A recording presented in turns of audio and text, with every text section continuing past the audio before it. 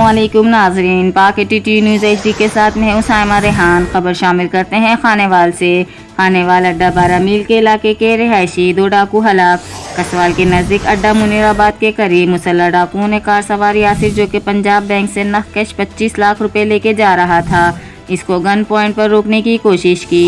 ना रुकने पर मुलजिमान ने 4 से 5 फायर किए, जो कार की बॉडी पर लगे। कार सवार यासिर और मकबूल खुशकिस्मती से बच गए। 15 की इत्तला मिलने पर कसवाल पुलिस फौरी हरकत में आई और नाकाबंदी कर दी। 4414L के करीब पुलिस ने मुलजिमान को आता हुआ देखा तो मुलजिमान मोटरसाइकिल छोड़कर झाड़ियों में छुपकर पुलिस टीम पर फायरिंग करते रहे। पुलिस की जवाबी फायरिंग से 2 डाकू हलाक हो गए। मुलजिमान के कब्जे से राइफल 44 बोर 5 कस लोड शुदा मैगजीन, 2 अदद पिस्टल बमाए 3 अदद मैगजीन बरामद। पुलिस की दीगर इजलाह से डाकुओं के रिकॉर्ड और उनके साथियों और सहूलतकारों का डेटा इकट्ठा करने में मसरूफ़ है। रिपोर्ट कर रहे हैं मोहम्मद आमिर मुग़ल।